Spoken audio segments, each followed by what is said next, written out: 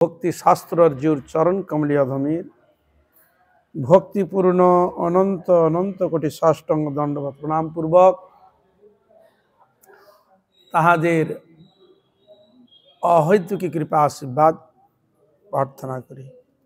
আপনারা কৃপা করুন, আশীর্বাদ করুন, যেন নিত্যকাল হরিগুরু বৈষ্ণবের মহিমা গুণগান কীর্তন করে আমার নরাধম পাপিষ্ট জনকে যেন ধন্য করতে পারি।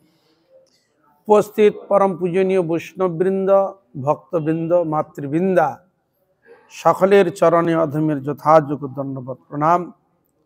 আপনারা কৃপা করুন, আশীর্বাদ করুন, যেন নিত্যকাল হরিগুরু বৈষ্ণবের মহিমা গুণগান কীর্তন করে আমার নরাধম পাপিষ্ট জনকে ধন্য করতে পারি। হইয়াছেন হইবেন প্রভুর যত দাস, সবার চরণ বন্ধু দন্তে করে।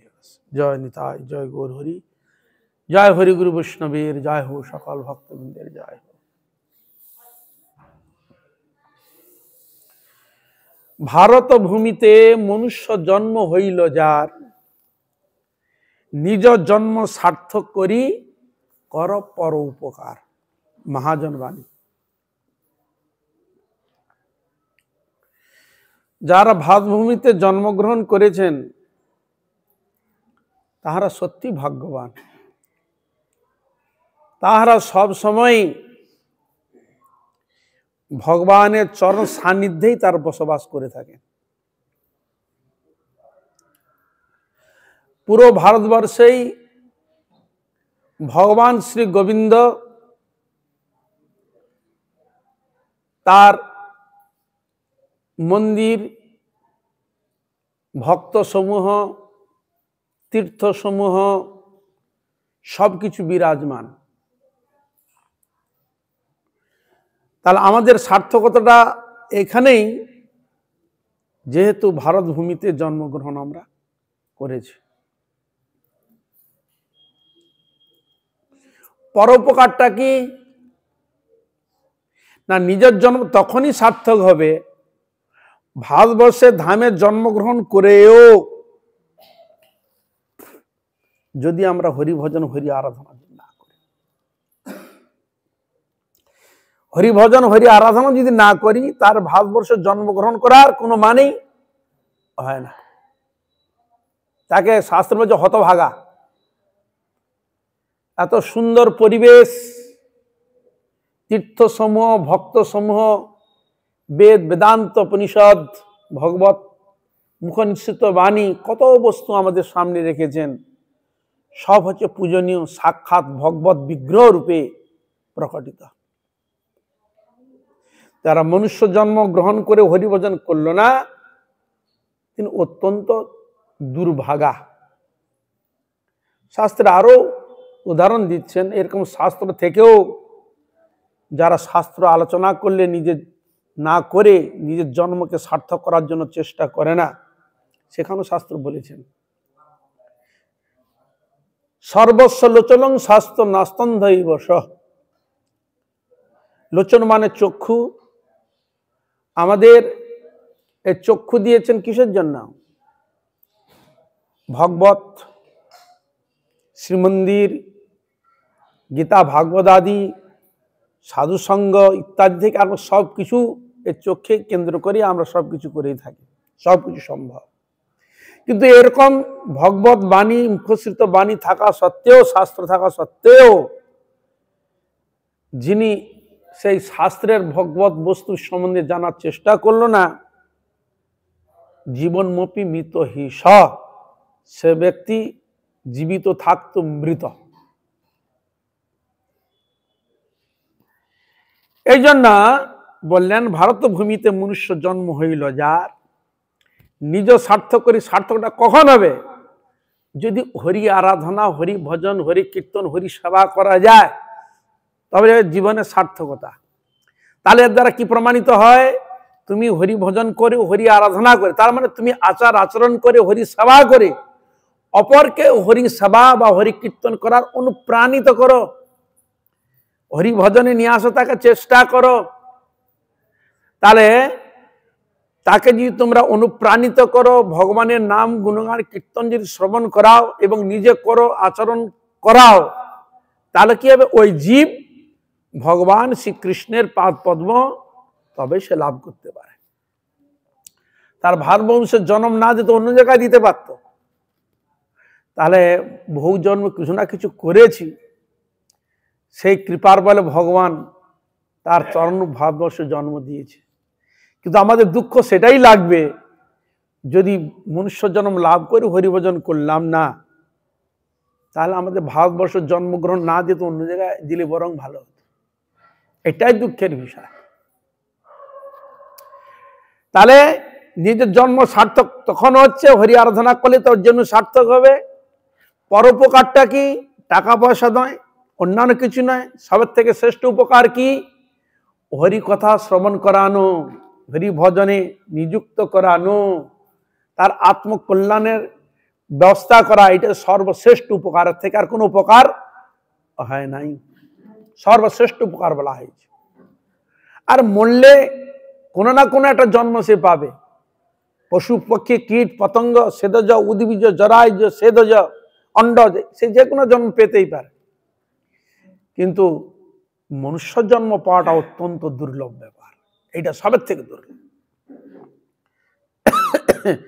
হেলায় রতন হারায় নাম হরি হরি বল বদনে। আমাদের মনুষ্য জন্মকে রতনের সঙ্গে তুলনা করা হয়, শ্রেষ্ঠ জন্ম পেয়েছ। এটা হেলায় রতন, হেলায় হরিনাম হরি ভজন, হারায়ও না। সুখ ভোগে আলস্য করে, মদ মদিরা অসৎ কার্যে মনোনিবেশ না করে, হরি ভজন হরি আরাধনার দ্বারা তুমি তোমার যথার্থ পথকে অবলম্বন করে ভগবানের সেবা নিজেকে নিযুক্ত করার চেষ্টা করো। নিজের জন্ম সার্থক করি, করো পর উপকার, তবে পর উপকার হবে, নাহলে উপকার হবে না। তাই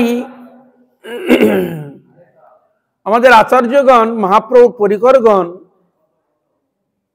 তাহারা মহাপ্রভুর প্রতি কিরকম তাদের আস্থা ছিল, কিরকম তারা নিজের প্রাণ থেকেও অধিক, প্রাণেরও প্রাণ ভরে গৌর হরিচরণে মনোনিবেশ করেছিলেন, সে বিষয়ে কিছু কথা আমরা শ্রবণ করব। খঞ্জ ভগবান আচার্যের শ্রীপাঠ, মহাপ্রভু পার্ষদ ছিলেন পরিকর।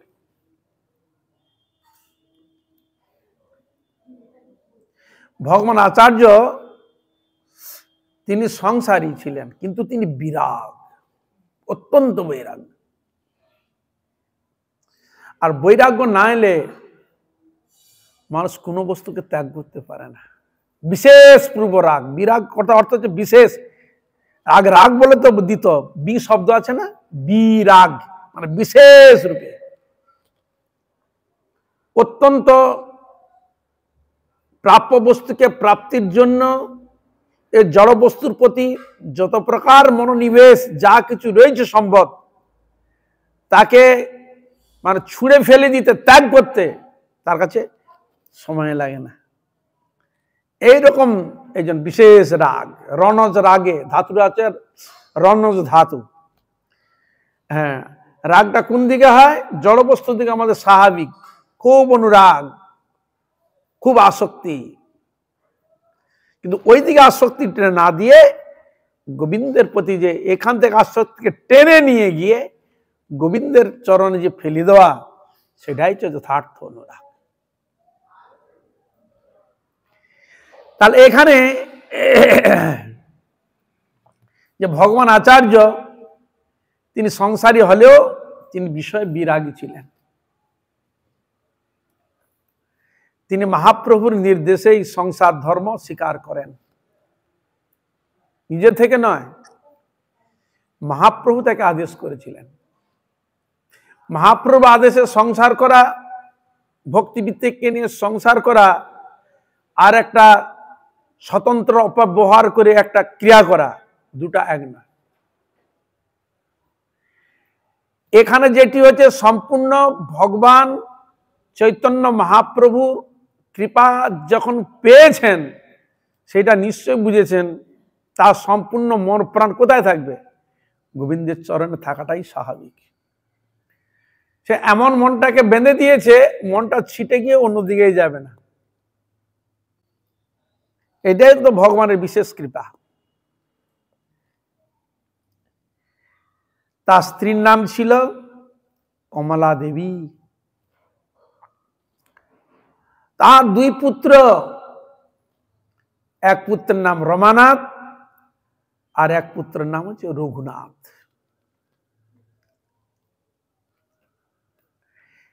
এই রঘুনাথের পত্নীর গর্ভে 7টি পুত্র হয়, পুত্র নামে 7 বাড়ি নামে খ্যাত হয়েছে 7 পুত্র অনুযায়ী। আর রঘুনাথের দ্বিতীয় পত্নী গর্ভে 5 পুত্রের 5 বাড়ি নামে খ্যাত হয়েছে স্থানটা।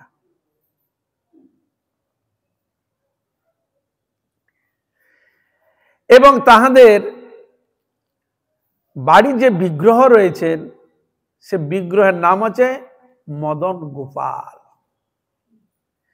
আমরা বিশেষ করে মদন গোপাল শব্দটি পাই ছিল সীতানাথ, শান্তিপুরনাথ সীতানাথ, অর্থাৎ অদ্বৈত আচার্য প্রভুর বিগ্রহ ছিল মদন গোপাল নামে পরিচিত।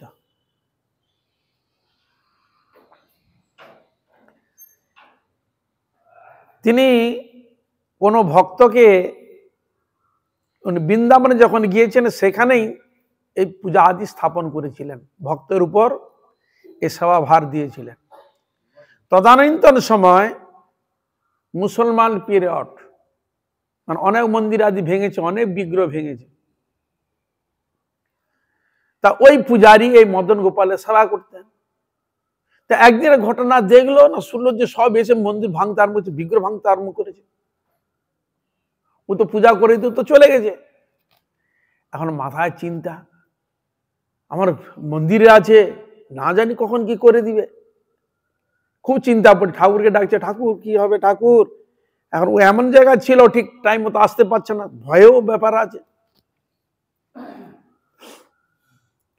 যা হোক, ঠাকুর যা হয় করবে, ঠাকুরের চিন্তায় তিনি রয়েছেন।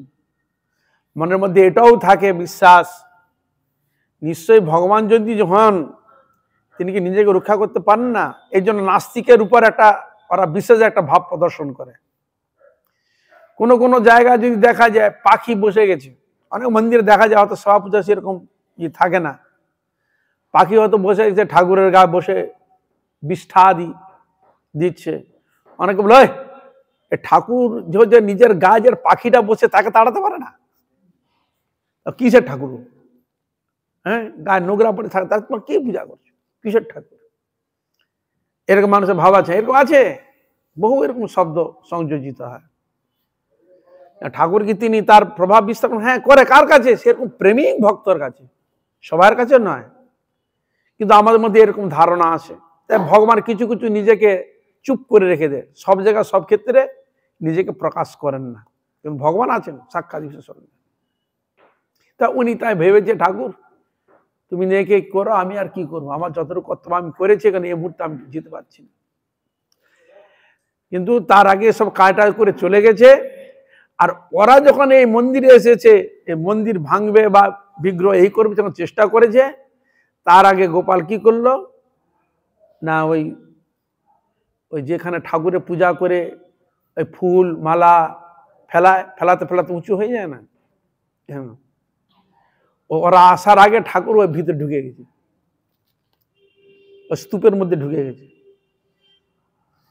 ওরা এসে দেখে ঠাকুর নেই, চলে গেছে।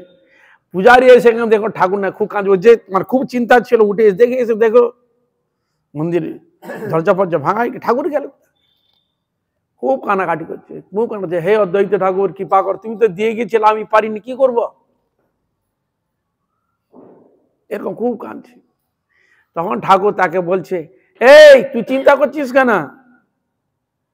আমি ওই মালা যে সেখানে যে ফুল টুল রাখি, আমার ব্যবহৃত যে ফুলগুলো, আমি ওর মধ্যেই ঢুকে আছি, তুই খুঁজে দেখ।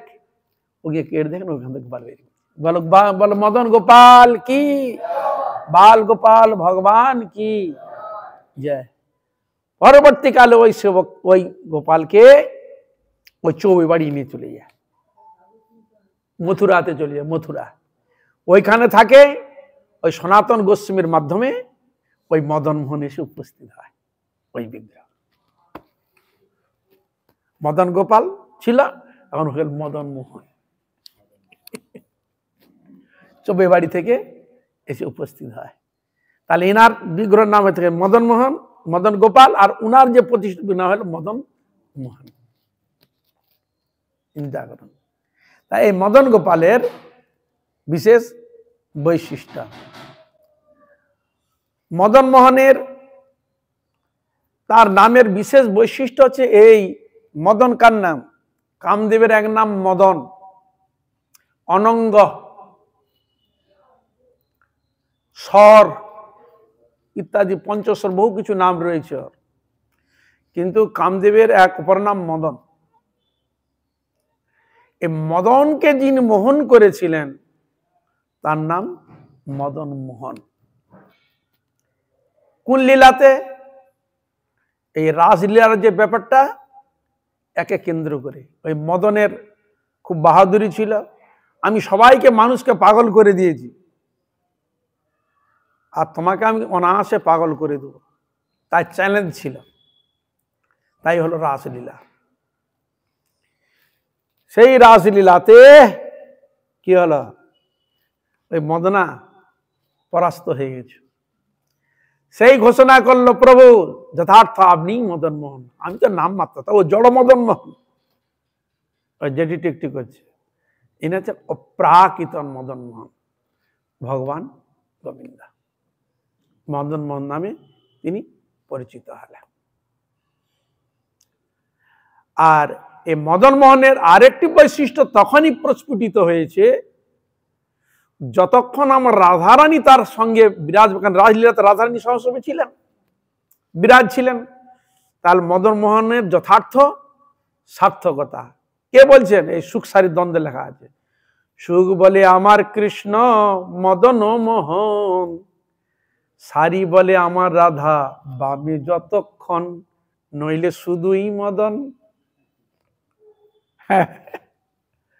হরে কৃষ্ণা। তাহলে আমার মদন মোহনের বাহাদুরিটা তখনই হচ্ছে যতক্ষণ বামে আমার রাধা রয়েছেন, তিনিই হচ্ছেন যথার্থ মদন মোহনের নামের সার্থকতা। তাই সুখ সারির দ্বন্দ্বে এখানেই বোঝানো হয়েছে। ছিল ভক্তিবিনোদ ঠাকুর বললেন যে যে বিগ্রহ সহিত আমার রাধারানী সেবিত হন না, যারা যুগল ভজন করেন, আরাধনা করে, তাদের খুব কষ্ট হয়। কেন বলতো? আমার রাধারানী নেই।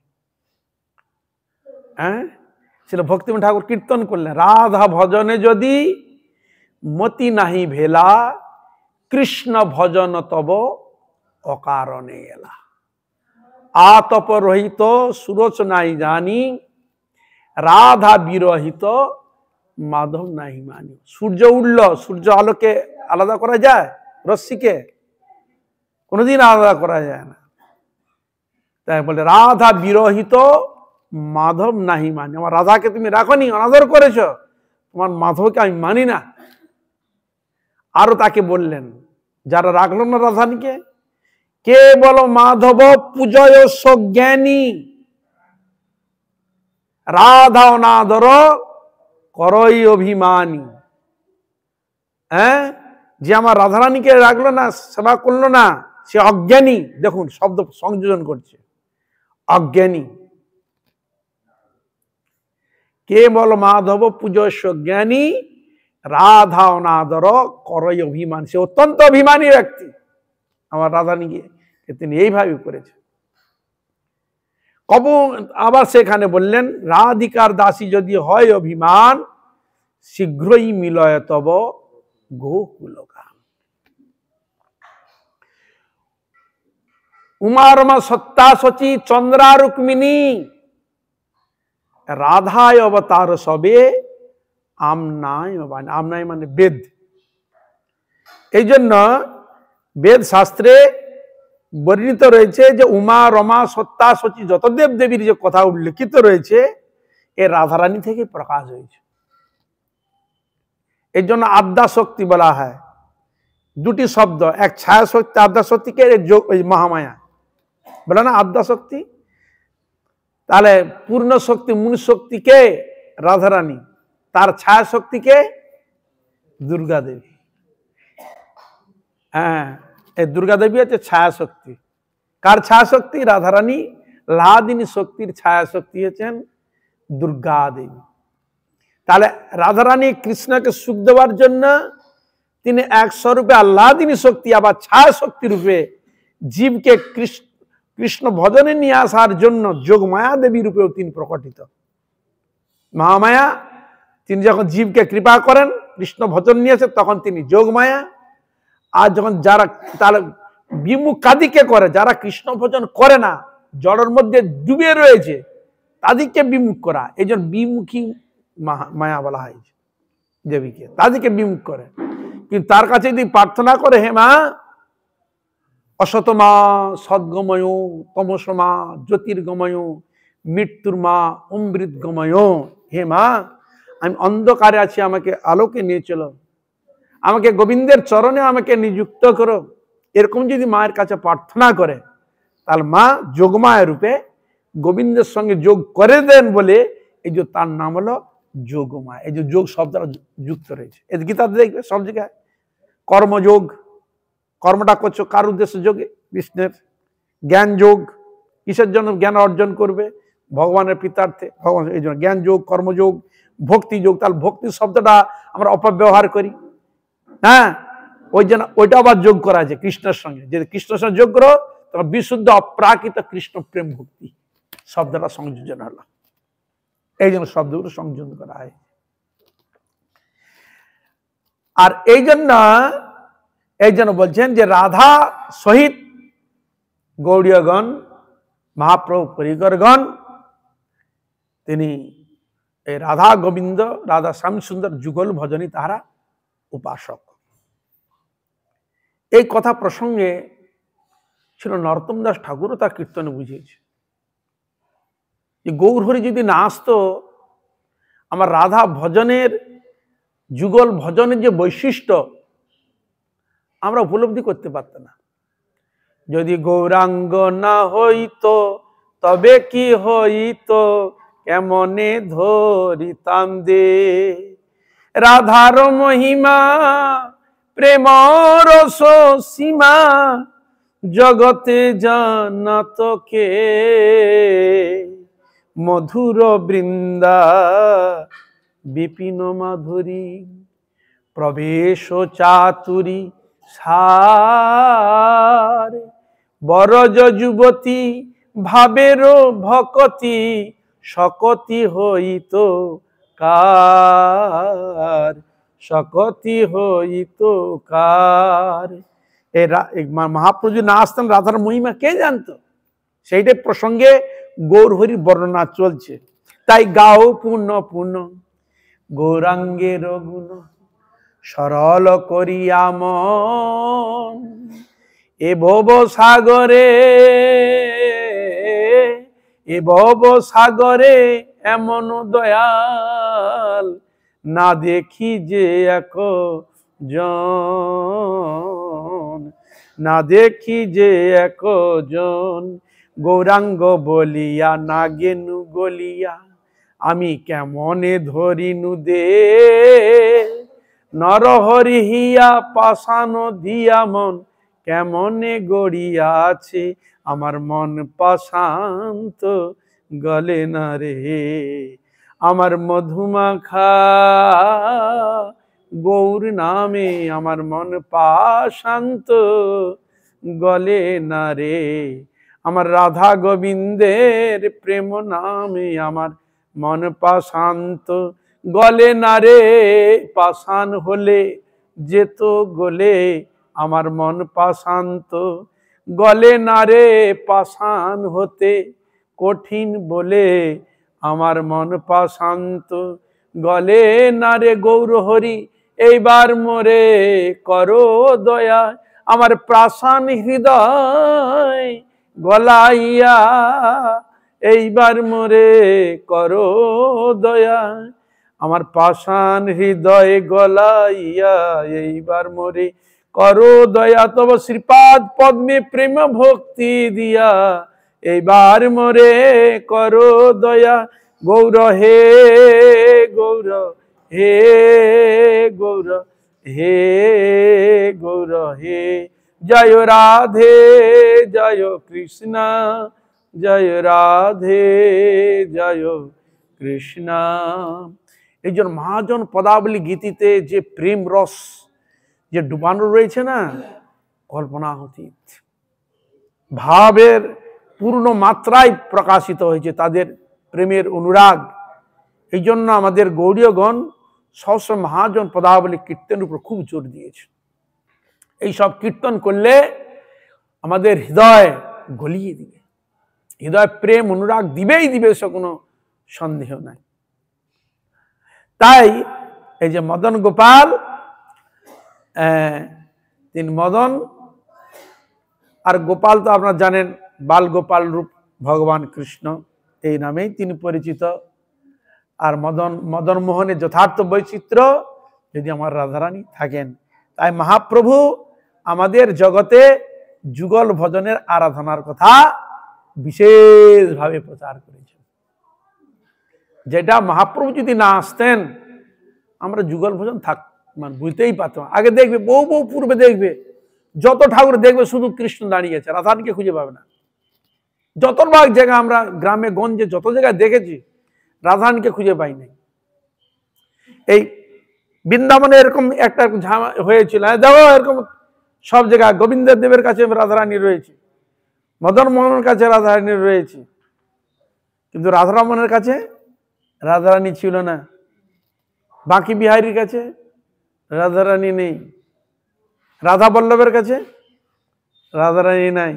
বুঝতে পেরেছ? এরকম যখন একটা উঠলো তখন ওরা কি করলো, তখন উনার একটি আসন স্থাপন করেছে। এটা ছোট মতো রাধারানীর উদ্দেশ্যে আসন স্থাপন করা আছে। আগে এগুলো কিছুই ছিল না। গৌরহরি পরিকর, গৌরহরির কৃপাতে তাহাদের দ্বারা তখন ছোট্ট মতো একটা আসন করে দেখবেন। রাধারমন যদি যাও, পাশে একটা মুকুট একটা দেওয়া আছে রাধারানীর, হ্যাঁ ওখানেও আছে, রাধা বল্লভে আছে, আর আছে বাঁকি বিহারীতে আছে, মানে যেসব জায়গায় ছিল না। তাহলে এটা কার অবদান? আর মহাপ্রভুর অবদান। রাধা কৃষ্ণের সত্যি তো তাই। রাধারানী যদি সেবা না করা যায় তাহলে আমরা কৃষ্ণ সেবা কোনদিন লাভ করতে পারবো না। প্রত্যেকটা জায়গা দেখো বিশেষ বৈশিষ্ট্য আমাদের ভজনে, আগে শক্তি তারপরে শক্তিমান। শক্তি আগে দেখাবে তার প্রভুকে, আর তিনি বল প্রদান করেন, তবে তো। তা না হলে আমরা তো ডাইরেক্ট বলে দিতাম কৃষ্ণ রাধা বলে দিতাম। বলি কি? কার নাম করি? কৃষ্ণ রাধা বলি, নারায়ণ লক্ষ্মী বলি, রাম সীতা বলি, কি বলি? সীতারাম, লক্ষ্মী নারায়ণ, রাধা কৃষ্ণ। বুঝতে পেরেছে? তাকে আগে কে? আগে তার শক্তি, তার কৃপা না পেলেই হবে না। কৃষ্ণ নিজে মুখে বলে যাচ্ছে, রাধায়া কৃপা বিনা মম সেবা ন লভ্যতে। আমার কৃপা বিনা, রাধারানী কৃপা বিনা আমার সেবা কোনদিন পেতে পারে না। আর তোমরা রান্না বান্না করলে তোমরা, আর ভোগ দেওয়ার সময় ঠাকুরের কাছে কি বলছো? রাধিকার পক্কয়ন্ন বিবিধ ব্যঞ্জন, পরময়ানন্দে কৃষ্ণ করে ন ভজন। তার রান্নাটা কে করেছে? রাধারানী না? আর তোমরা গিয়ে দেখছো তোমরা রান্না করছো দেখছি, আর এখানে নাম দিচ্ছে রাধারানী। হ্যাঁ, এই জন্য রান্না বান্না সেবা করতে হলে অবশ্য রাধারানীর কৃপা নিয়ে রান্না করতে হয়, বুঝলে? রাধারানীর কৃপা নিয়ে, রাধারানী কৃপা যখন রাধারানী ভাবাবি আদিষ্ট হয়, যে সেবক প্রভু সেবা করে রাধারানী তাকে খুব সন্তুষ্ট, বা আমার প্রভু রান্না করবে, হ্যাঁ, তখন তাকে স্মরণ করলে রাধারানী তাকে কৃপা শক্তি সঞ্চারিত করেন। সেই শক্তির দ্বারা ভগবানের রান্না বান্না করার শক্তি দেয়। বুঝতে পেরেছ? মানে ঠাকুর সেবা যাতা নয়, এই জন্য ঠাকুরের সেবা করতে গেলে কোনো বকবক করতে নাই, বকবক করলে বুকে থুতু পড়ে, অনেক অপরাধ হয়ে যায়, সেবা অপরাধ হয়ে যায়, রান্না করতে বকবক বকবক চেঁচামেচি অপরাধ হয়ে যায়, বাসন মাজতে গেলেও বকবক করলে অপরাধ হয়ে যায়, থুতুগুলো পড়ে যাবে। এই জন্য সেখানে ভগবানের নাম করতে করতে, ভগবানের কে স্মরণ করতে করতে ওই সেবাগুলো অবশ্যই করণীয়, তবে যথার্থ। মানে প্রত্যেকটা কৃষ্ণকে স্মরণ করে সব, বাজার যাবেন কৃষ্ণকে স্মরণ করে, সবজি কিনে ভগবান কৃষ্ণ করে, সবজি আমান্য করে ভগবানকে স্মরণ করে, রান্না জিনিস ধুইবেন ওগুলো ভগবানকে স্মরণ করে, রান্না করবে ভগবানকে স্মরণ করে, ভগবানের জন্য ভোগ দিয়ে পারস করবে ভগবানকে স্মরণ করে, যখন যতক্ষণ নিয়ে যাচ্ছে ততক্ষণ সেখানে বসে যা কিছু করবে ভগবানকে স্মরণ যুক্ত হয়ে, তবে ওইটা ক্রিয়াবতী, না হলে ক্রিয়াবতী হয় না। বুঝা গেল? সবসময় মনোসংযোগ ঈশ্বর প্রতি হওয়া চাই। তাই এটা হলো রাধারানীর কৃপা, হলে তো হয় না।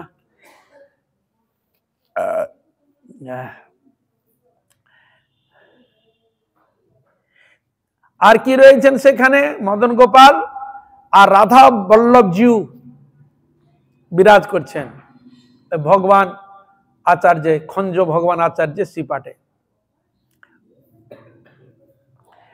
উনাদের বংশ অনুক্রমিক ছিল তান্ত্রিক, মানে তন্ত্র সাধনা। তান্ত্রিক শব্দ হচ্ছে তন্ত্র সাধনা থেকে এসেছে তান্ত্রিক। এই তান্ত্রিক সাধনের ক্ষেত্রে বেশিরভাগ মানুষ তামসিক দিকে সাধনে প্রবিষ্ট হয়, কিন্তু সাত্বিকও বলা রয়েছে, অন্যান্য দিন না দিয়ে সাত্বিকও সেবা আদি করা যায়, এটাও বর্ণন রয়েছে। মহাপ্রভু চরণে তাহাদের বংশধারা শক্তি উপাসনার পটে ঘটের কি অবস্থা হবে এরকম তাদের মহাপ্রভু যখন এলেন, বংশ পরম্পরা ক্রমে তাদের কাছে যখন এলেন, তখন তিনি জিজ্ঞাসা করলেন, আমরা তো এরকম অবস্থা, বংশ পরম্পরা এরকম করে এসেছি, প্রভু আমাদের কি গতি হবে? মহাপ্রভুকে জিজ্ঞাসা করলেন। প্রভু তখন তিনি বললেন, আরে সেই শক্তি তো যোগমায়া। হ্যাঁ, তা তান্ত্রিক ক্ষেত্রে দেখি দেবীর পছন্দ বেশি হয় কিনা? তন্ত্র সাধু দেখবে বড় বড় কালী ইটি সবকিছু হয় না, থাকেন কিনা? বলে দেখো সেই শক্তি তো যোগমায়া, তিনি হচ্ছেন অঘটন ঘটন পটিয়সী যোগমায়া।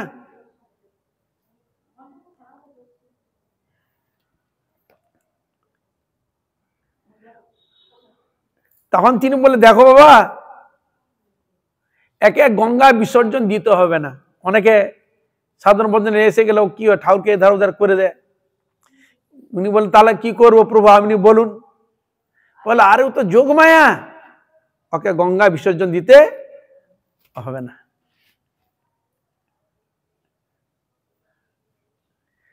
আর ইনি কৃষ্ণলীলার সহায়িকা।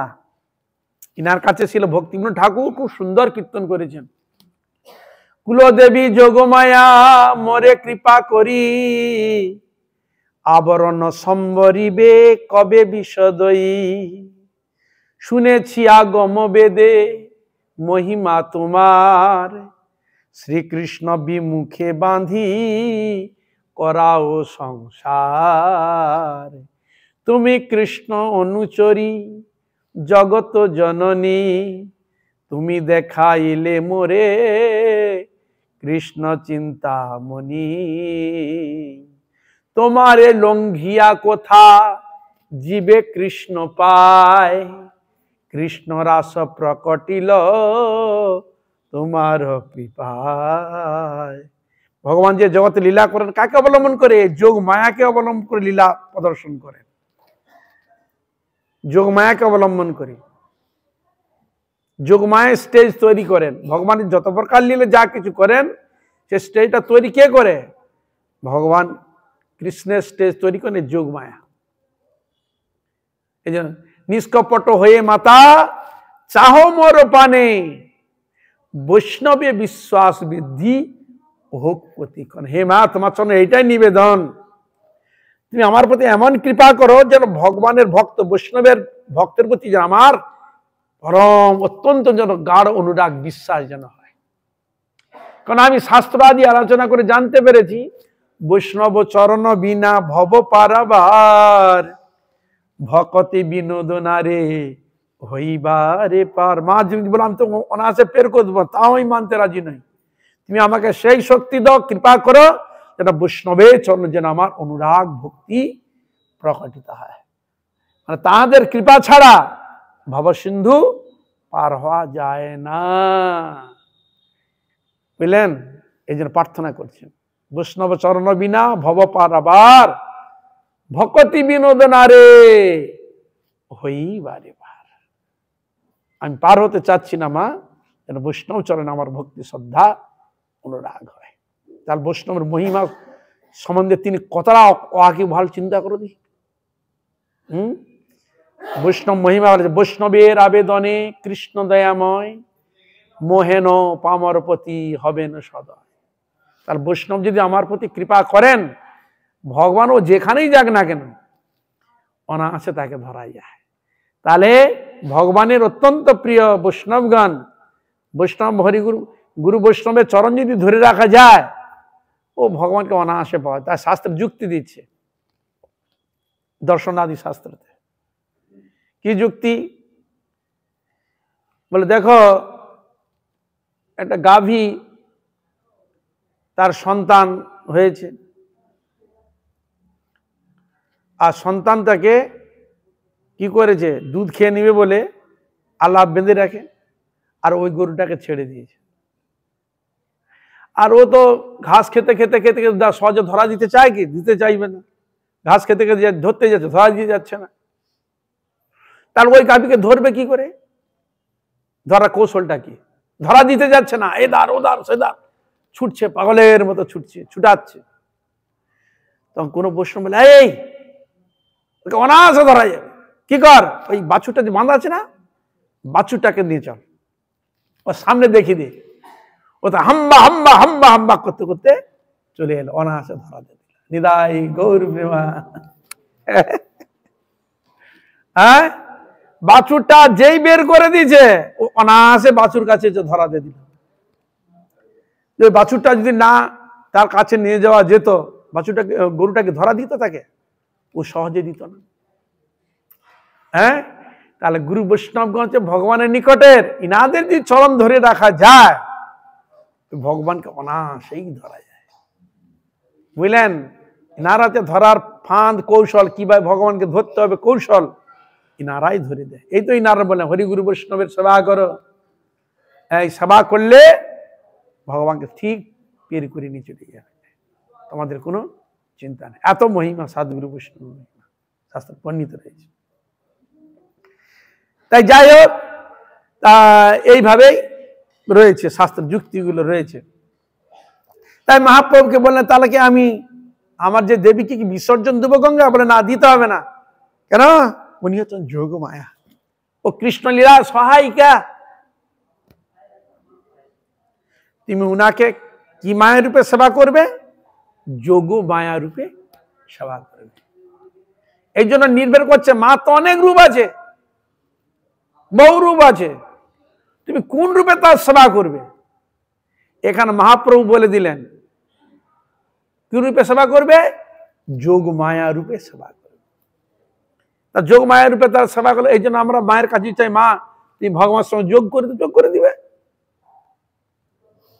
তার আমার চাওয়া পাওয়ার উপর, প্রাপ্তির উপর প্রত্যেকটা জিনিস নির্ভর করে। কিন্তু আপনি যদি সেই মায়ের কাছে গিয়ে বলে ধনং দেহি জনং দেহি যশ দেহি সো দেহি, মা আমাকে ধন দাও, টাকা দাও, পয়সা দাও, মুখ দাও, মুখ দাও বলে যদি মার কাছে চাও, তা মা তোমাকে এটা দিবে। তুমি যদি মায়ের কাছে চাও আমাকে কৃষ্ণ ভক্তি দাও, প্রেম ভক্তি দাও, রাধা গোবিন্দের চরণ ভক্তি দাও, হে মা আমাকে সে কৃষ্ণের চরণ আমায় নিয়ে চলো, সে নিয়ে যাবে। এর একটি সুন্দর উদাহরণ রয়েছে।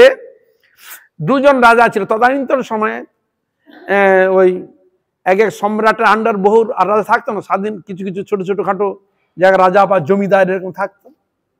হ্যাঁ, আর কিছু রাজা ছিল মানে সম্রাট জিনিস একটু খুব উৎপটাং টাইপের হয়, তো অনেক সময় ওদের কথা কোনো কোনো রাজা মেনে নিত না, ছোটখাটো রাজা থাকলেও মেনে নিত না, বুঝলেন? তা এরা দুজন ছিল খুব মাতৃভক্ত, ওই দুজন রাজা, দুজন খুব বন্ধু ছিল। কিন্তু সম্রাট এমন এমন কিছু কথা বলতো, ও রাজা তার মানত না। তখন মানত না, তখন রাজা কি করবে? তখন মানছো না, তারা রাজ্য ছেড়ে তোমাদের বিতাড়িত করবে। তাই ও রাজা কি, ওই সম্রাট কি করলো, যুদ্ধ করে ও দুজনকে তাড়িয়ে দিয়েছে। রাজ্য হারা যখন কি করবে, দুজন মায়ের ভক্ত, দুজন চলে গেল একবার সোজা কোথায়, একবার হিমালয়, সোজা চলে গেছে হিমালয়ে। কেন? হিমালয়ে তো দেবীর এবং দেবের বাস, কৈলাস আদি সব তো ওর মধ্যে পড়েছে। গেলেন কোথায়? যেখানে জায়গাটার নাম হচ্ছে তিক্রুত পর্বত, যেখানে দেবীর বিবাহ হয়েছিল। ত্রিযুগী নারায়ণ, ত্রিযুগী নারায়ণ সে স্থানটার নাম। সেখানে বিবাহ হয়েছিল শিব দুর্গার, নারায়ণ ব্রহ্মা সকল দেবতাগণ সেখানে প্রকটিত, ওইখানে বিয়ে দিয়েছিল। জায়গাটা হচ্ছে, এখনো সে জায়গা এখনো গেলে সেখানে এখন ওই মানে যে যায় বড় বড় কাঠ দিয়ে আসে, এই দিয়ে আসে সবসময় জ্বলছে, নাম হচ্ছে ত্রিযুগী নারায়ণ। এটা গেলে পরে আপনার কেদারনাথ, কেদারনাথ রাস্তায় পড়ে, সোনপ্রয়াগ। তা ওরা দুজন কি করলো, ওই বিতাড়িত হয়েছে, গিয়ে ওইখানে ওরা তপস্যা করলো। তাহলে এখানে দেবতার মা এখানে বিরাজমান, তাহলে এখানে আমরা তপস্যা করি। কঠোর তপস্যা করছে দুজন, মাকে খুব ডাকছে, কঠোর তপস্যা করছে। কঠোর যখন তপস্যা করলেন তখন মা প্রকট হয়ে গেছে, সাক্ষাৎ দর্শন দিলেন। বল কি চাস তোরা? তো অনেকে দেখবেন, কেউ যদি রাজা হয়, রাজ্য ছেড়ে যদি কেউ রাজ্য ছাড়তে চায়, আসক্তি থাকে না, মায়ের কাছে কি বলবে? মা আমি যেন পুনরায় রাজ্য আমি যেন ফিরে পাই। কি বললেন? মা তো আনন্দ করে দিয়ে দিলেন, তথাস্তু, তুই যা, তোর কোনো ভয় নাই, আমি বলছি, তুই অনায়াসে পেয়ে যায়। পাশাপাশি ওই যে আরেকজন তো বসে আছে, তপস্যা করছে, বলে কি রে তুই কি চাস বল? বলে মা আমি রাজ্য টাজ্য কিছুই চাই না, তুমি আমাকে গোবিন্দের চরণে পাঠিয়ে দাও, জন্ম মৃত্যু মালা থেকে আমাকে রেহাই দিয়ে সেই অপ্রাকৃত অমৃত স্থানে তুমি আমাকে প্রেরণ করো। মা থমকিয়ে দাঁড়িয়েছে। কি বললেন? ইনাকে অনায়াসে দিয়ে দিল, থমকি গিয়ে দাঁড়িয়ে গেছে। তুই তো আজ আমাকে মহা সমস্যায় ফেলালি রে।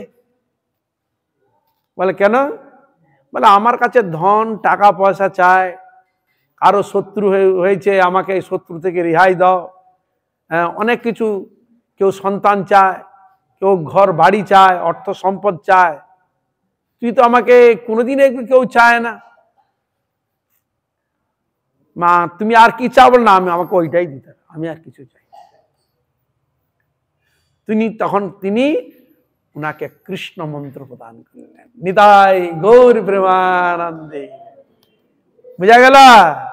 তুমি এই নাম জপ করবে, কীর্তন করবে, এই নামেই ভগবান রাধা গোবিন্দের সেবা তুমি লাভ করবে। দেখো, একজন তার আসক্তি ছিল সংসারের প্রতি, সে পেয়ে গেল রাজ্য, আর ইনি ভগবানের চরণ চলে গেল। এই জন্য সময় দেখবেন, এই তো দুজন ছিল, দেখুন দুজনের চাওয়া পাওয়াটা আলাদা। এই জন্য সংসারের মধ্যে যে আমরা আছি, প্রত্যেকের চাওয়া পাওয়া সিদ্ধান্ত এক নয়, আপনারা জেনে নেবেন। একই গুরু শিষ্য হলে যে, একই গুরু শিষ্য হলে যে ভাবনা এক হবে কোনোদিন না। চাওয়া পাওয়ার বিক্রিয়াটা সম্পূর্ণ আলাদা। কেউ চায় জগতের মান পূজা প্রতিষ্ঠা হোক, আমরা আরো বড় নাম হোক, আমি সকলের কাছে পরিচিত হোক। কেউ চায় আমার লোকবল হোক, আমার অর্থবল হোক, মান পূজা প্রতিষ্ঠা। কেউ এমনও আছে মানে মাঝে কামিনী কাঞ্চন, এটাও হতেই পারে। বুঝা গেল? হরে কৃষ্ণ। কিন্তু কেউ যদি বলে মহাপ্রভুর ভাষায় মহাপ্রভু শিখে দিচ্ছে, ন ধনং ন জনং ন সুন্দরীং কবিতাং বা জগদীশ কাময়ে মম জন্মনি জন্মনীশ্বরে ভবতার ভক্তি অয় হইতু কি তৈ। হে ভগবান, আমি ধন জন টাকা পয়সা কামনি কাঞ্চন মান পূজা প্রতিষ্ঠা কিছুই চাই না। হে প্রভু, তোমার চরণে আমায় অহৈতু কি কৃষ্ণ ভক্তি প্রদান করুন। এরকম ব্যক্তি কজন? হ্যাঁ, এরকম ব্যক্তি খুঁজে পাওয়া খুব দুর্লভ। এইটাই মহাপ্রভু শিক্ষা দিয়েছেন। তার বৈশিষ্ট্য কি? এই জীব তো সারা যতবার জন্ম নিয়েছে অনেক ভোগ সুখ করেছে, ওই ভোগ সুখ থেকে নির্বাপন করার জন্য মহাপ্রভু ওই জন্য বলে, নধনাং ন জনাং সুন্দরী কবিতাং বৈশ্বকায় মম জন ভবতার ভক্তি। খবরদার জড় জগতের কোনো বস্তু কামনা করবে না, একমাত্র কৃষ্ণ প্রেম ভক্তি প্রাপ্তির জন্য চেষ্টা করবে, তবে হবে তোমার অবশ্য মঙ্গল। আজ এখানে থাক, সময় হয়ে গেছে, সবাই তাকাচ্ছে ঘড়ির দিকে, এখানে থাক আর অনেকক্ষণ কথা।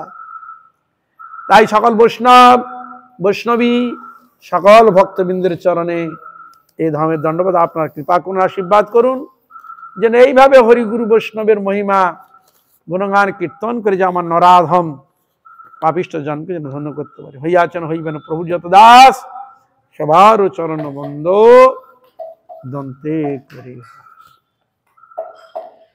হরে কৃষ্ণ কৃষ্ণ কৃষ্ণ হরে হরে, হরে রাম রাম রাম হরে হরে, হরে কৃষ্ণ। সবাই বলুন, কৃষ্ণ কৃষ্ণ কৃষ্ণ হরে হরে, হরে রাম রাম রাম হরে হরে, হরে কৃষ্ণ কৃষ্ণ কৃষ্ণ কৃষ্ণ হরে হরে, হরে রাম কৃষ্ণ কৃষ্ণ কৃষ্ণ হরে হরে, হরে রাম রাম রাম হরে হরে, হরে রাম রাম রাম হরে হরে, হরে কৃষ্ণ কৃষ্ণ কৃষ্ণ কৃষ্ণ হরে হরে, হরে রাম রাম রাম হরে হরে, হরে কৃষ্ণ কৃষ্ণ কৃষ্ণ হরে হরে, হরে রাম রাম রাম হরে হরে, হরে কৃষ্ণ কৃষ্ণ কৃষ্ণ কৃষ্ণ হরে হরে, হরে রাম রাম রাম হরে হরে, হরে কৃষ্ণ কৃষ্ণ কৃষ্ণ হরে হরে, হরে রাম রাম রাম হরে হরে, হরে কৃষ্ণ কৃষ্ণ কৃষ্ণ হরে হরে, হরে রাম রাম রাম হরে হরে, হরে কৃষ্ণ কৃষ্ণ কৃষ্ণ হরে হরে, হরে রাম রাম রাম হরে হরে, নিতাই নিতাই গৌর হরি বল হরি বল হরি বল হরি বল নিতাই গৌর হরি বল হরি বল হরি বল।